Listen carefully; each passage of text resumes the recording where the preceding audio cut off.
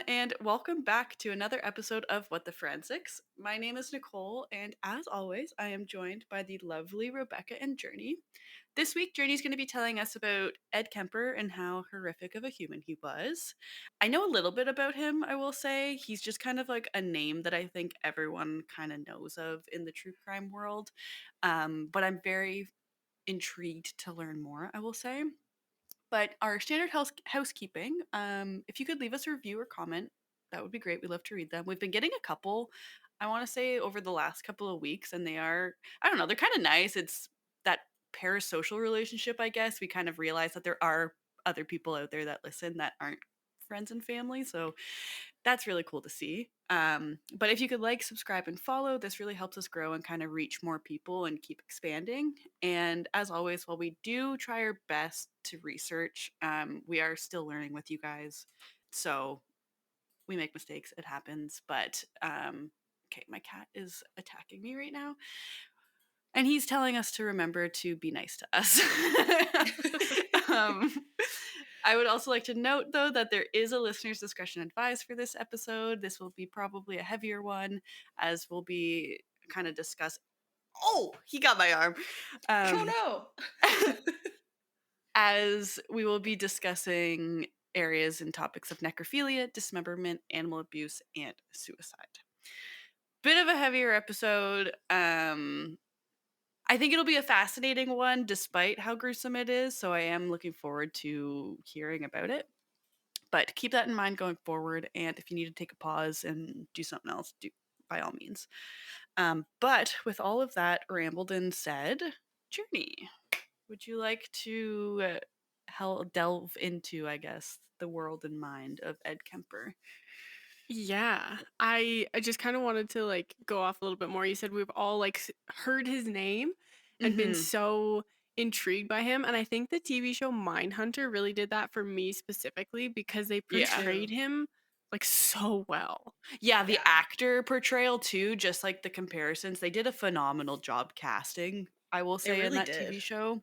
Yeah, Yeah, and Ed Kemper was one that they really, really did well on, I will say. yeah. No, he's a very unique serial killer,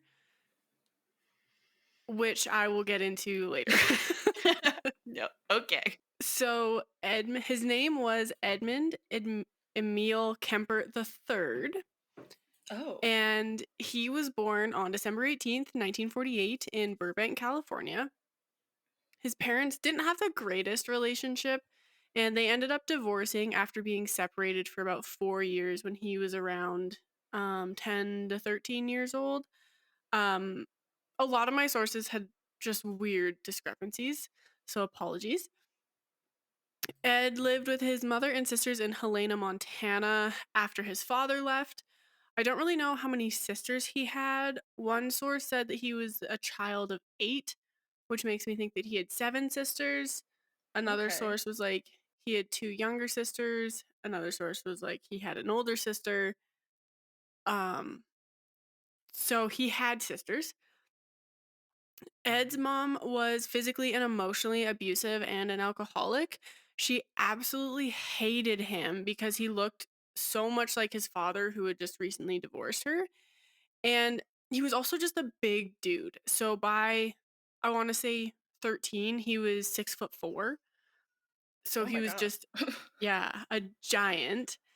Um, when he was 10, she was so worried that he would molest his sister if they shared a room that she started locking him in their basement at night. Oh, that's not Oh, good. That's that's not good for conducive like to a multiple good. levels. Yeah, Yeah, right? I was gonna say that's not very conducive to a healthy childhood, adulthood. Exactly. I don't really know where This she is where got the that whole idea.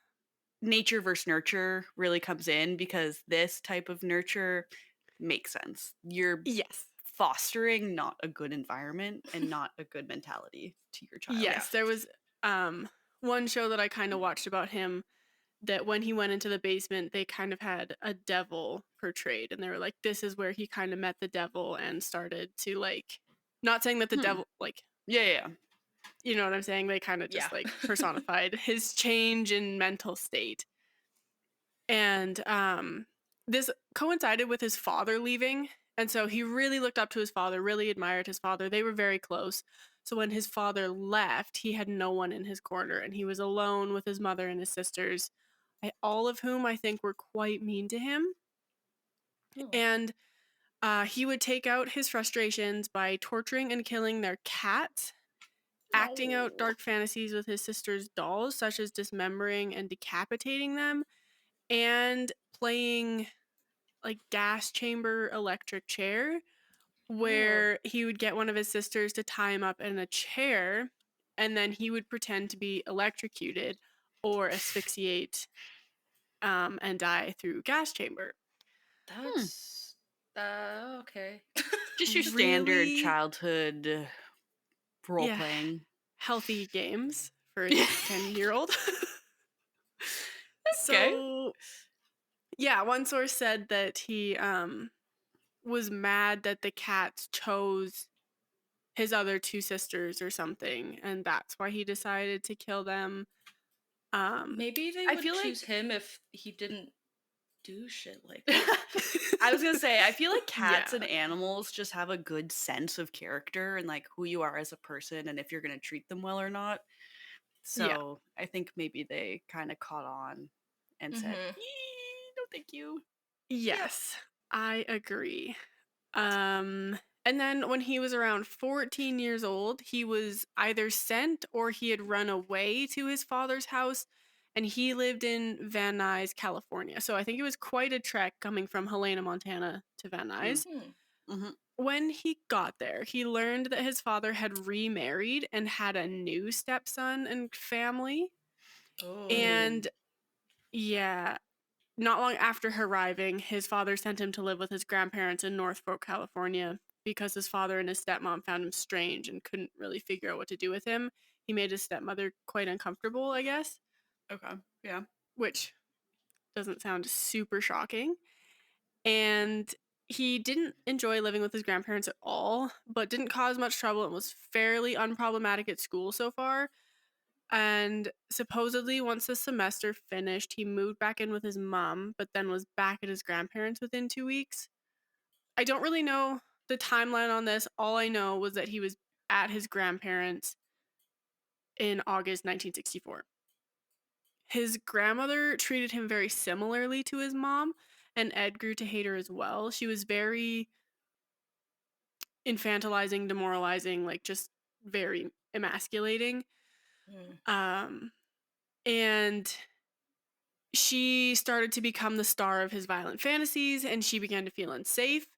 Apparently, he would line her up in the sights of his gun and imagine what it would feel like to shoot her.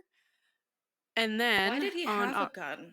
Was he um Sorry, I guess that's not a good question because Americans and their guns, they don't care that their psychotic child has one. yeah, he was close with his grandfather. So his grandfather would take him out to shoot gophers and stuff on the farm, and then Oh, every time okay. he would leave, his grandma would go, "Don't shoot the birds." And he's like, "I'm not going to shoot the birds." So it kind of became like it just really bothered him. Okay. Um And then on August 27th, 1964, Ed and his grandmother sat at their kitchen table going over a children's book that she had apparently written. Oh. And Ed got up, grabbed the gun, told her he was going out to shoot gophers. She told him not to shoot the birds. So he turned around and shot her in the head. He Whoa. Oh. then, Just a slight escalation. yeah, Okay. he shot her 2 more times, stabbed her multiple times with a knife. I believe he decapitated her as well and then wrapped her head in a towel and took her body to the bedroom. Oh. His He didn't do anything nefarious with her body. Okay. Okay. Yeah, Okay. that's coming way later. Okay. And his grandfather was out running errands or doing chores or something at this time, and when he returned, Ed shot him as well because he didn't want his grandfather to see that his wife had been killed. He's like, I Ah. didn't want to have It was like a to make mercy him go through killing. those emotions. Yeah. Hmm. Oh. Um, Ed was about 14 or 15 at this time. He called his mom and asked her what he should do because he knew that his grandparents would be noticed missing. Like people would figure out what happened. Hmm. And she told him to call the sheriff, which he did, and they arrested him. Fair. He confessed to killing his grandmother only because he wanted to see what it would feel like to kill someone, Okay. Okay. which isn't a great reason. Not No. that there is a good reason to kill someone, but Yeah. you know what I mean? The courts deemed him mentally unstable following these murders. He was diagnosed with schizophrenia and then re-diagnosed with personality trait disturbance, passive aggressive type. Okay. I don't know what that means, but anyway, he was committed to the Atascadero State Hospital for the Criminally Insane. He was there for about 5 years and was a very well-behaved patient and impressed the psychiatrist with his progress. He worked as the head of the psychological testing lab by 19 and was working directly under the hospital's chief psychologist. Damn. So he was very well liked in That's so this hospital. interesting. Yeah. It really, he's very self-aware and he Mhm. learned how psychologists talk. Like he learned a lot of the therapy speak, and so he was Ah. able to kind of manipulate them in a sense to Yeah. to be released. Well, I'm sure you're probably going to touch on this, but he was very, very smart, was he not? Like, he was Yes. abnormally smart, so it would make sense for him to kind of pick up on all of that and Mhm. use it as a means to kind of, I don't know, further his own self-serving bias or beliefs. Yeah, so his IQ was 145, Oh. and I didn't Okay. look at the range, Yeah, unfortunately. yeah, yeah. But yeah, very high, like genius level IQ, very, very, very intelligent. The average male IQ in the US in 2022 is 99. That's Oh. So, and then the genius IQ level generally is 140 or higher, I believe. And then Okay. 130 is a high IQ or gifted. Okay. And then damn. So he was 160 or smart. higher. Yeah. Mm-hmm. Like frighteningly Yeah. so. Frighteningly. And like, again, with the whole nature versus nurture, like, I think we see a lot of children who are not being challenged become problem children because they don't Yeah. have enough mental stimulation. And Yeah. this could have been one of those cases where he was just so smart, nothing was challenging him, and he Mhm. decided to act out. And then that being combined with his mother being psychotic Mhm. led to just Yeah. this evil mess. Not that there's any excuse for what he does. Yeah. But you can Um, kind of see the point connections and the dots, yeah, you know? exactly. So he like living at this hospital was very interesting for him because he learned a lot. And going forward, anytime he spoke with more psychologists or whatever, he was able to, he knew what a healthy, like quote unquote, healthy, normal person Mhm. acted and sounded like. So he was able to convince them all that that was him. So we may never know what he actually was like. He was released in 1969 at the age of 21 years old. Some psychologists had issues with him being released because I think they saw that he was like too smart for his own good, pretty much. Mhm. And many doctors advised that he not be allowed to live with his mom. However, he was still placed into her custody regardless, Great. which sucks. Yeah. His mother was living in Santa Cruz, California at this time, and he absolutely hated living with her again. And neighbors reported hearing arguments between them often. Ed claims that she would hound him relentlessly about trivial things, and so he would spend most of his time at a local police bar called the Jury Room. And since Ed, he really wanted to be a police officer, but he was too tall, Oh, apparently. that's weird. I That's had a no weird idea there was a requirement. height limit for Yeah. officers. Yeah, I didn't either, but apparently there was a height limit, I guess. And so he wasn't allowed to be a police officer, so he just decided to make friends with a bunch of them and hang out at their bar and get close to them, whatever. So he had a really good relationship with a bunch of police officers in Santa Cruz. Not long after moving in with his mother, he started having fantasies about killing her again, and he decided that Oh, he good. needed to practice killing others before he killed her Oh. so that he got it right. And After their arguments, he would go out and find someone to kill. And he also bought a car that looked like an unmarked police car. And he put a radio transmitter, microphone, and large whip antenna on it to appear more like a police officer and started picking up hitchhikers. Damn. I don't know that he ever impersonated a police officer, but he did want to give the appearance of like an off-duty cop kind of thing. Yeah, he did enough to come across as, oh, this could be a cop without formally displaying the illegal representation of a cop when you're not a cop. It sounds like. Yes. Another thing he did when picking up hitchhikers, specifically women hitchhikers, was he would kind of like check his watch when they would say wherever he had to go and act as like a busy person so that they would think that he had other things going on and they would kind of let their guard down. They're like, oh, this is a busy man. He's not Right. going to kill me because he has other things to do. Like, he's not just here to pick up people. That's Which- so scary that he had that much foresight. Yes, he had a lot of foresight with a lot of his crimes.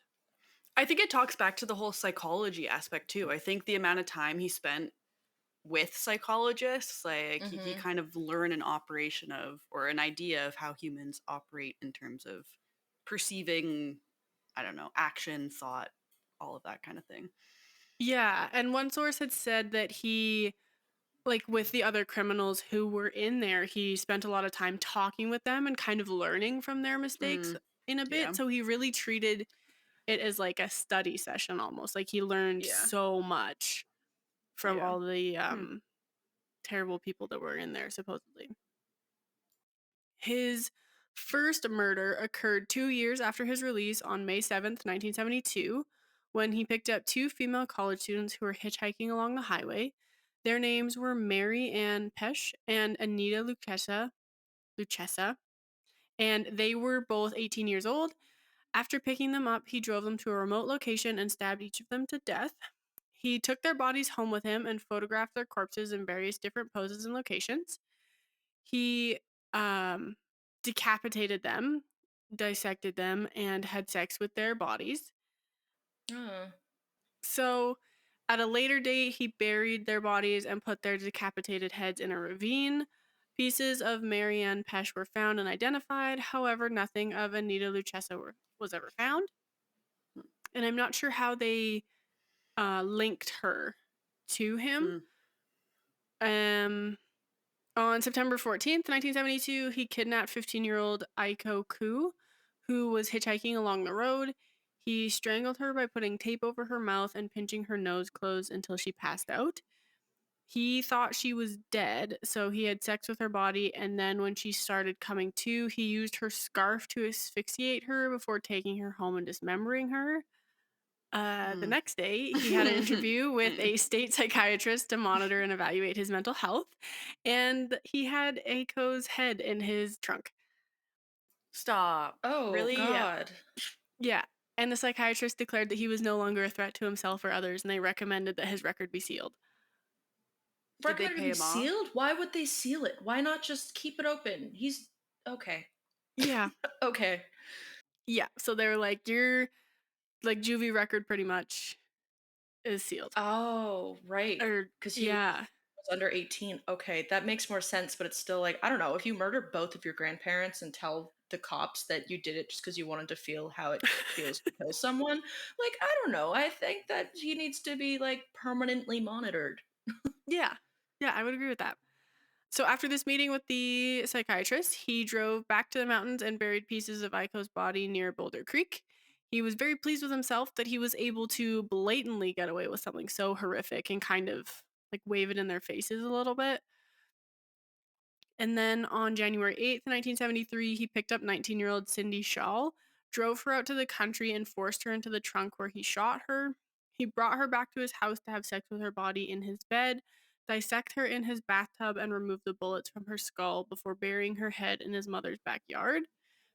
So this is all while he's living at home with his mother, though. Yeah. So where is his mom? She's at work. Oh my God. So he's able to do all of this and clean up to a point where when she's home, she doesn't suspect a thing. Doesn't know. Yeah. Oh. That's One, scary. given all how horrible this is, that's very horrible, but two, kind of impressive to be able to meticulously do it in a way that either one doesn't make a big mess or is like set in a way that doesn't, I don't know, was easy enough to clean up for her mom to not, or his mom to not suspect the thing. Yeah, for sure. Because at Yeah. most, like a work day would be like 8 hours. Like maybe she'd be gone for Yeah. 9 hours, and to do all of like pick up the victim, bring them home, do all of that, Yeah. and then clean it up with like no discernible trace is Yeah. crazy to do in that amount of time. Yeah. Yeah. And he also was working with the highway department, I believe, as well. So he had a job on top of this as well. I Oh. also think that his mom spent a lot of time drunk, either at a Ah. bar or at home. Okay. Gotcha. And I also think that when he was at home, she was pretty much not at home, I feel like, because she just didn't want to spend any time with him. Okay. My kind of understanding. When he buried her head in his mother's backyard, he buried her head face up, looking toward his mother's bedroom window, since his mom had Ew. always wanted people to, quote, look up to her. Whoa. And yeah, he then threw the rest of her remains into the ocean. So it was kind of a big FU to his mom. It's also important to mention that at this time, Santa Cruz was the murder capital of the world. Young women were being warned about the co-ed killer and told them not to accept rides from strangers and those outside the university community, which actually worked in Ed's favor because his mom worked for the university, so he had a university sticker on his car. Oh, interesting. So they would trust him, thinking that he was a university student. Hmm. And then on February 5th, 1973, he killed 23-year-old Rosalind Thorpe and 21-year-old Alice Liu on campus. He shot them both and put them in his car. Leaving campus, he had them bundled up in blankets when a security guard stopped him. Ed told the guard that the girls were drunk and he was taking them home, and the guard let him go. And then once they were off campus, he treated them the same way as he had his other victims and dumped their bodies in Eden Canyon near San Francisco, where they were found a week later. Interesting that despite being dead in the back, the security guard was like, yeah, they look drunk. Like, I feel like there would be a distinction between the two. I'm not sure I don't know, if they were maybe dead or dying. Like, kind of in okay. that, like, in-between state where they were, like, heads were nodding, like, weren't really, like, super you had drunk, said, eyes closed, can't. you said they had been shot, no? Yeah, and then he wrapped them up in blankets. Oh. Like, not shot in the head. Yeah. Okay. So I guess if they're not, like, if it's dark, you can't probably see the big old blood stain that's being made. Yeah. And if it's just a security guard kind of peeking in the back, I can see how maybe. Yeah. They're drunk, not dead, dying. Yes. Man, that sucks. Yeah, very sad. And this brings us to Easter weekend, 1973. Ed entered his mother's room and bludgeoned her to death with a claw hammer while she slept. He then slit her throat, decapitated her, had sex with her headless body before ripping out her larynx and sending it down the garbage disposal. When he tried to turn the disposal on, it jammed and spit her larynx back out at him. And he told police, even when she was dead, she was still bitching at me. Oh my god. Oh my god. Kind of funny, kind of awful. Yeah. Whoa. Why the larynx down the garbage disposal? Like of all the shit so talk that she could and no how, longer like yell at him. Yeah. Like it was a very symbolic. Yeah. Yeah. Oh. Wow. That's okay. that's fucked up. Okay. Yes, so he had decided he had had enough practice. He could kill his mother. He also threw darts at her decapitated head and screamed at it for over an hour before smashing her face in. It was really he had a lot horrific. of rage. He held on to a lot of rage. Wow. Yeah. Ooh. Yeah. His whole life of rage kind of culminated. Oh, yeah. He then called his mom's best friend Sarah Hallett and invited her to dinner. I think this kind of took place Friday, April 20th. I don't know if his mom was sleeping like from a nap or if it was like early in the morning Friday. He killed her in the morning, spent the day with her, then invited Sarah over for supper, her dinner. When Sarah arrived, Ed smashed her skull in with a brick, strangled her, cut off her head, left her body in his bed while he went to sleep in his mother's bed because now it was nighttime. Mhm. When he woke up, he started driving east. He drove for about 3 days and kept listening to the radio, expecting to hear about his crimes. He kind of thought there would be this huge manhunt for him because he did this horrific, awful thing, finally killed his mother. Like, so many people knew this, when in reality, no one knew that it happened.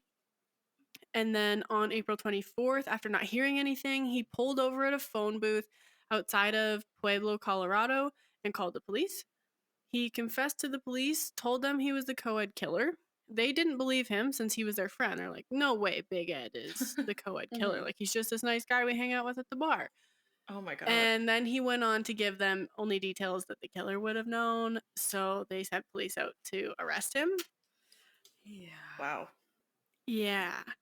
He confessed to all of the women that he killed and his mother and his friend, and everyone was kind of like, you didn't really like Stop. Yeah. Yeah. You didn't need to Stop confess to the talking. other hitchhikers. We had nothing to connect you to them. Like, you really Yeah. only needed to, but he wanted everything off his chest. Wow. He Um was very honest. I He mean, was thanks, a I very bad guess. person. Yes. But very honest, yeah. Very honest.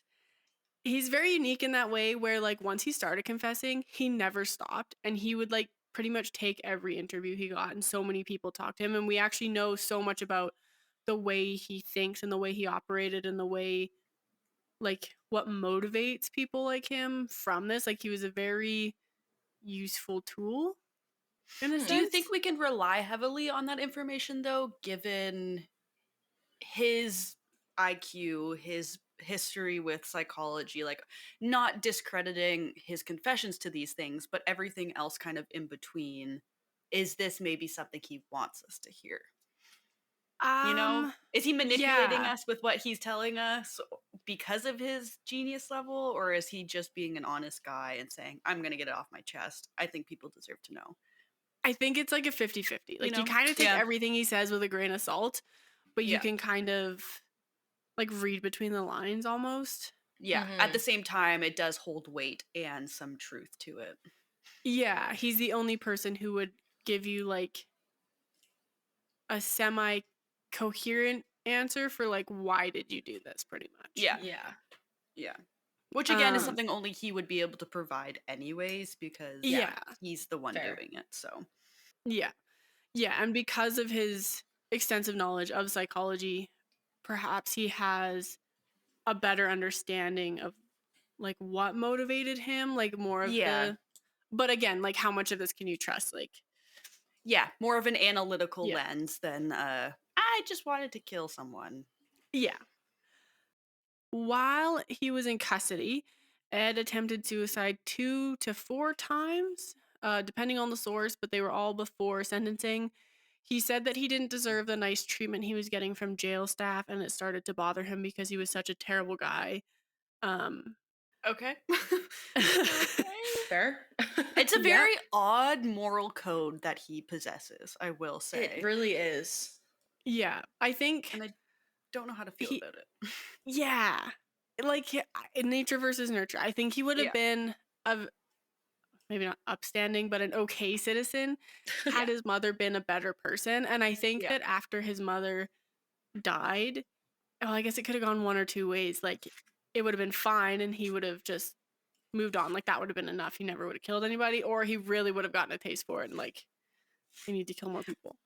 I think, I agree with the two routes as well, but, like, just based off of what you've told us too, I feel like all of it was because and leading up to his mother's death. So if his mother died first, I don't know if he would have gotten all of his rage and anger out with that death, but I do think that would have been like okay, like, I can take a deep breath, weight off my shoulders, I killed her, and I don't know if there would have been others after her. Yeah. Excuse me. No, 100%. It would have given him the space to kind of live without her. Yeah. Influencing his life so much. Exactly. His trial began on October 23rd, 1973. And due to his explicit and detailed confessions, he was advised to plead not guilty by reason of insanity, which he did. However, 3 court-appointed psychiatrists found him to be legally sane. On November 1st, he took the stand and said that he killed the victims because he wanted them like possessions, and attempted to convince the jury that his actions could only have been committed by an insane person, therefore he was insane. On November 8th, 1973, the jury deliberated for 5 hours before declaring him sane and guilty on all counts. Ed asked for the death penalty, but California wasn't a death penalty state at the time, so he was sentenced to life in prison at the California Medical Facility in Vacaville, California. Interesting. Yeah, he was big on, like, I deserve to die, like, death penalty, death by torture, I think was what he wanted. It also just seems like he doesn't want to deal with the consequences. Like, he's finding a way out, and, like, he doesn't want to actually spend the time incarcerated for the crimes he did. He just was like, man, kill me. I don't have to deal with it after. Yeah, in part. I do think it, like, again, because I did these terrible things, I deserve to die. But I think it's like a skewed reasoning behind it from what I've learned today. I also think that he has this weird fascination with death, and so he's been looking forward to dying by electric chair or by gas chamber for so long that he's like, now's my chance. This is like the best way to end what I've done, kind of. Yeah. And like, that torture me to death because that's what I deserve, but also I might like it. Yeah, this weird, sadistic, like, masochistic view. Following his imprisonment, he was denied parole consistently. He did not believe that he was fit to re-enter society, and as of 2024, he remains incarcerated and still believes he should not re-enter society. That opinion is shared by every, I think, psychiatrist that talks to him. That's fair. During a 2024... I thought he was dead. Sorry for interrupting. I was going to say, I was under the impression he was not around. No. As far as I know, he's still alive. He was in very poor health in a 2024 parole hearing. He had recently suffered a stroke and was suffering from coronary heart disease and possibly diabetes. His next parole date is 2031.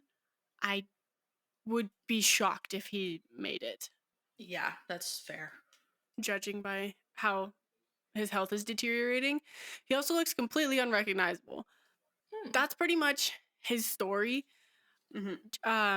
He was a major part in like the show Mindhunter and the FBI like profiling. I forget their BAU sounds wrong because I feel like that's a criminal minds term, but like the behavioral analysis unit. Yeah. I really do think it's the BAU with like John Douglas, I think his John name Douglas, is. yeah. So they had interviewed him. I have a quote from John Douglas about Ed Kemper, and it says, Ed Kemper's fantasy developed early, and they all involved the relationship between sex and death. His sexual fantasies involving others ended with the partner's death and dismemberment. Because of his feelings of inadequacy, Kemper didn't feel comfortable with normal boy-girl relationships. He didn't think any girl would have him, so in his own mind, he compensated. He had to completely possess his imagined partner, and that meant ultimately possessing her life. And then he also has another quote that says, the entire progress of Kemper's career as a killer can be seen as an attempt to get back at dear old mom, which Nicole said. Yeah, okay, that makes sense. Ago. Yeah. So. Wow, am I an FBI profiler? Basically. I guess so. It's your calling. John also had some interesting opinions on Ed Kemper because he quite liked Ed as much as you can like a horrible person, which he acknowledges. He appreciated his forthrightness and openness to like talking about his crimes and thought that like if he hadn't been a killer, he would have been a great psychologist kind of thing. Yeah. I don't know that those are his words exactly. That's just my interpretation of what he was saying. Yep. But his partner, Robert Ressler, he did not like Ed Kemper. Ed Kemper threatened his life. He met with him in private one time, and it was quite scary for him. And kind of, I think Ed's a big fan of the whole cat and mouse game. Like, I'm going to toy with you a bit. You're going to think I'm unsuspecting. And then but actually I'm huge and I can kill you in the flick of a wrist, pretty much. Yeah. Us going off of he was huge. He is 6'9" and around 300 pounds for most of this. 6'9". I knew he was tall. I didn't realize he was that tall. Yeah, that is crazy. Holy like shit. that's no offense to anyone who's 6'9". That's frighteningly tall to me. It's tall. That's neck-breakingly tall. Yeah. One of my friend's husbands is 6'9", and he's just gigantic. And you don't realize it until you go and give him a hug. Yeah. Like, I feel like I'm a child. In a crowd, it's okay, but like next to them, you're like, holy shit. Yeah, it's crazy. Something else that I have here is a quote by Kemper. It was, I think, put in the 2000 film American Psycho, but they misattributed it to Ed Gein, but it was actually Ed Kemper who said it. And it goes, quote, "When I see a pretty girl walking down the street, I think two things. One part of me wants to take her out, talk to her, be real nice and sweet and treat her right. And the other part of me wonders what her head would look like on a stick." That's icky. Yeah. Okay. And that kind of... Interesting. It kind of allows you a glimpse into like the angel and devil on his shoulders. Like he knows the right thing to do, but he's also like, what if? Yeah. What if? Yeah. He was also the inspiration for Buffalo Bill in Silence of the Lambs, I guess. Oh, interesting. I didn't know that. I didn't either. That's kind of cool. Yeah. That's pretty much all I have on it. I know I haven't seen Silence of the Lambs, so I don't know. I'm not familiar with Buffalo Bill at all. It's a great movie. I recommend it. recommend. It's older, I want to say, but it is really good. It's good. I'll have to check it out. Well, despite that all being all you have, I think it was still plenty, given the content and I guess maybe severity of it. But yeah, it was like as morbid. I think this is where like our morbid curiosity and fascinations come in, though. But as morbid and terrible as it was still interesting to learn about. Like I didn't realize how actually horrific of a human he was, and then it gets me thinking of, wow, there are actually people that are this terrible in the world, and like these are the thought processes, and like this isn't just some TV media thing. These are humans living, breathing that are still alive, which is terrifying. Right. Yeah, like it's so fascinating to learn how differently people think. Like this is his reality. This is just his everyday. Yeah. And then to us, it's like unfathomable. Yeah. And then back to the whole nature nurture is like, if these people were given a different path, however many years ago, would it still be the same outcome 20, 30 years down the line, right? Like, like I think of Eileen Wuornos in that sense. Like if she had a better upbringing, like a safer childhood, she probably wouldn't have went on to murder like 7 people. Yeah. Yeah. No, I agree. Very fascinating conversation, which I think will always be the case. But then you also think, if this is just so many rabbit holes now, it's like, was this that period of time, or are there people now that are out and about doing these same things or having these same thoughts and fantasies, but just acting on them differently, or acting on them in a way that is not detectable? Will we in like 30 years, 40 years be talking about cases from the 2020s? Yeah. I don't know. That's a scary thought. So, right? Like, because we haven't heard, like the media, at least Western media, hasn't heard much about current serial killers. Yeah. Right? Well, even whereas like I feel like the Long Island serial killer is the most recent.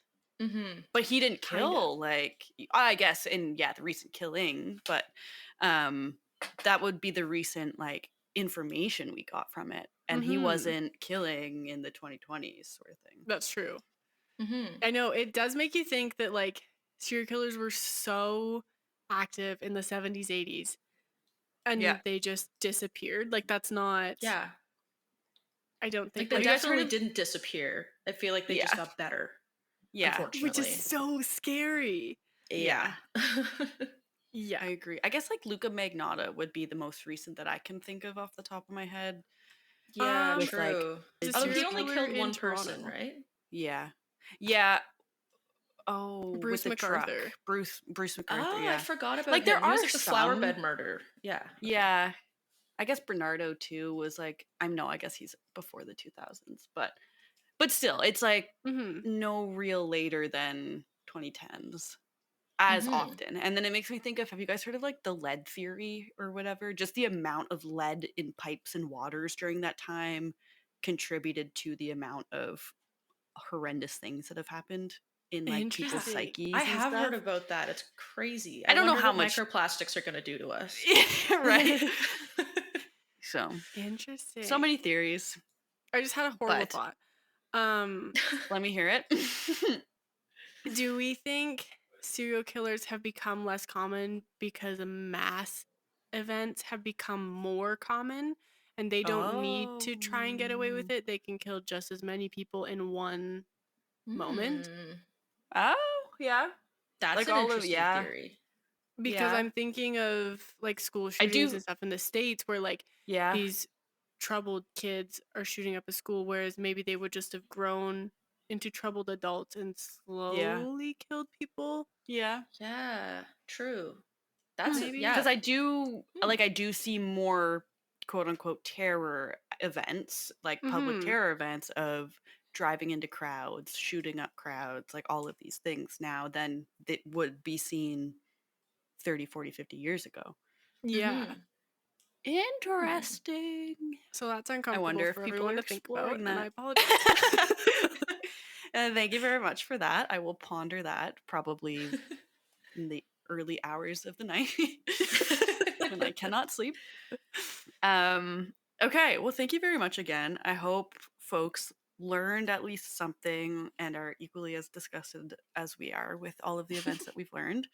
But on maybe a lighter note, I think, Rebecca, you have a fun little tidbit to share with us to kind of end the episode off with. I do. It's very much a lighter note, and it's not forensic related, but I have a hyperfixation with rocks right now because thank God we have Nice. rock tumbler, and I have been having so much fun. Oh my gosh. Fun. Fun.